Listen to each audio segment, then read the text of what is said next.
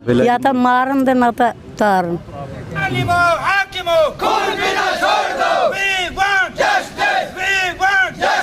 नहीं चलेगी, नहीं चलेगी।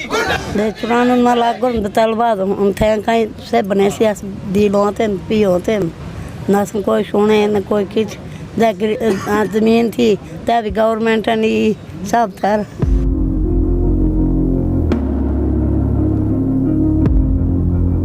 या तो मारन दे ना तो तारन। हमेशा यहाँ पे काम छोड़ हड़तालें हुई, लेकिन हमने ग्राउंड लेवल पे हम हमेशा काम करते रहे। ये पूरी कमियां जो है ये हमारी है, क्योंकि बच्चे जो भूखे मर रहे हैं वो टेलीविजन के मर रहे हैं। अगर किसी को स्कूलों से निकाला जा रहा है वो टेलीविजन के बच्चों को स्कूलों से निकाला जा रहा है। अगर रोडों पे काम पे देखोगे आप बच्चे वो हमारे टेलीविजन के होंगे, क्योंकि उसका बाप जो है उसकी सिर्फ 9,000 तनख्वाह है। उसने बच्चों को भी मजदूरी पे लगाया है कि फिर भी 18,000 बने। 9,000 अगर वो भी कमा के लाएगा तो मैं घर का जो है महीने का गुजारा कर सकूं।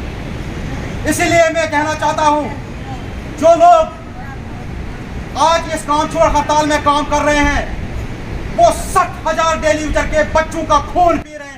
देखिए, सबसे पहले मैं शुक्रिया करता हूं आपके चैनल का जो वक्तन फ़क्तन हमारे बीच आता है और उस गूंगी बहरी सरकार को हमारे ये दुखड़े सुनाने की कोशिश करते हैं, जिसे ना तो कुछ दिखाई देता है तो ना कुछ सुनाई देता है।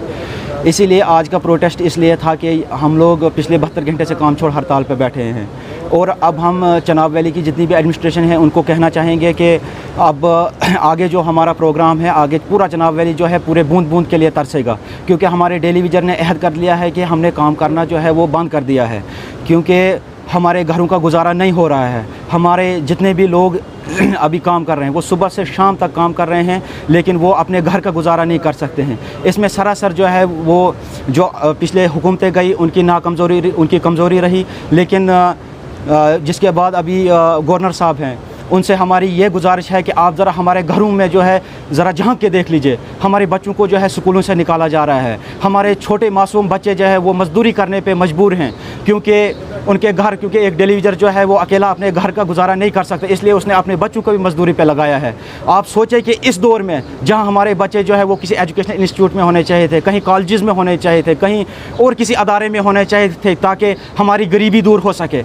आप जानते हैं कि एजुकेशन एक ऐसा ज़रिया है हम गरीब लोगों का कि हमारी गरीबी गुर्बत को दूर कर सकते थे, लेकिन हमारे बच्चे अनपढ़ रह रहे हैं, हमारे बच्चे अच्छे इंस्टीट्यूट में नहीं जा रहे हैं। इसीलिए मैं गवर्नर साहब से गुजारिश करूंगा कि जल्द से जल्द जो है हमारा मसला हल कर दीजिए, ना कि सिर्फ हमें टाइम मांग रहे हैं, क्योंकि पिछले 25 साल से 30 साल से हम लोग सिर्फ टाइम आपको दे रहे हैं कि हमारा मसला हल कर दीजिए, लेकिन आपकी हुकूमत ने, आपके इस सिस्टम ने हमारे कुछ ऐसे लोग हैं जिनको रिटायर कर दिया और खाली हाथ घर भेज दिया। सरकारें आई, उन्होंने तो हमें लॉलीपॉप दे दिया, उन्होंने तो हमसे टाइम मांग के आज हमारे टेलीविजन भाई खाली हाथ रिटायर होकर घर जा रहे हैं।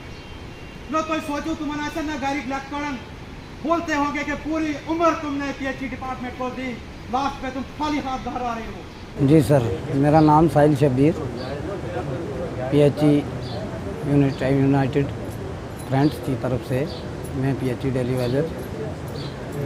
एक्चुअल में ये चीज़ है कि सबसे पहले तो हमारी, जैसे मैं एक शायर बताता हूँ कि उस मुल्क की सरहद को कोई छू नहीं सकता जिस मुल्क की सरहद की निगहबान हो आँखें।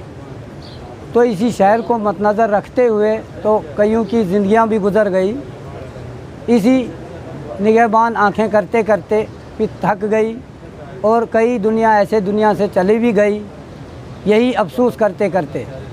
और हमारे गवर्नमेंट मौजूदा से लेकर जो आज तक रही भी और जो चल भी रही है, इसके बावजूद भी पता नहीं कौन सी सपनों में खोई हुई है। न जाने इंसानियत का अंदाज़ दुनिया में रहा क्यों नहीं, बल्कि इंसान के बजाय एक हैवान की तो शायद कदर ही है, जिसे फिर भी ख़रीद के लिया जाता है, उसकी कीमत दी जाती है, लेकिन एक इंसानियत का कोई न कदर कीमत है न कुछ। काम तो हमसे लिया जा रहा है एक मज़दूर से भी बढ़िया, मज़दूर से भी बदतर, लेकिन अंजाम उसका देखो और आगाज़ उसका देखो, एक नाइंसानियत। अब अफसोस तो यही है इस गूंगी बहरी सरकार का समझ नहीं हमें आ रहा है कि ये किन सपनों में खोई हुई है। लेकिन अफसोस फ़िलहाल अपने साथियों के ऊपर भी है। ये शायद मैं अपना, जब से मेरा ऑर्डर हुआ था 2000 की बात है, 2004 में मैंने बताया था कि काश वो मंत्री एक रोज़ अगर बिना मुंह धोए बगैर रह जाता तो मैं देखता वो अपनी कुर्सी पे कैसे चढ़ता। जबकि एक पानी ही एक इंसानियत के लिए ज़रूरी है, और घास के तिनके से लेकर। लेकिन अफसोस यही चीज़ है कि इतना होने के बावजूद अब आखिरी बार या मरो या करो, ये लड़ाई हम लड़ते रहेंगे जब तक दम में दम रहेगा। ऐसे भी तो हमें, जब हमारी कई साथियों की रिटायरमेंट ही हुई, उनकी खुशियों के बजाय उनके मातम सज गए। इसलिए सबसे अच्छा हमारे लिए यही रहेगा कि एक ही बार हम या तो गवर्नमेंट का मातम करके दे रखें या तो अपना आप करके। इस लड़ाई का आगाज हो चुका है, इसको लड़ने के लिए तैयार रहो। अगर जम्मू में उस धूप में 45 टेम्परेचर में हमारे मेंबर्स अपने अपनी जगह बैठे हुए हैं, अपने अपने जहाँ पे उनके होज वगैरह फिल्टर प्लांट से वहाँ पे बैठे हैं काम चोर हड़ताल पे, हम क्यों नहीं बैठ रहे हैं? हमारे टोनों में, हमारे गाँव में पानी क्यों चल रहा है? मैं बोल रहा हूँ कि आगे हम लोग सब लोगों ने अहद करना है कि चनाव वैली का पूरा एरिया बूंद बूंद के लिए तरसना चाहिए। वो कब तरसेगा? जब हमारा डेली वीटर काम करना छोड़ देगा। क्या अहद करते हो आप लोग कि हम आज के बाद काम नहीं करेंगे? जब तक के हमारे वहाँ पे सीनियर मेंबर्स कॉल देते हैं काम छोड़ हड़ताल की, हमने उस टाइम से ही काम छोड़ हड़ताल करनी है, चाहे पार्टी हो, किसवार हो, आधे मुलाजमी जिंदाबाद, हमारी मांग पूरी करो, हमारी मांग पूरी करो।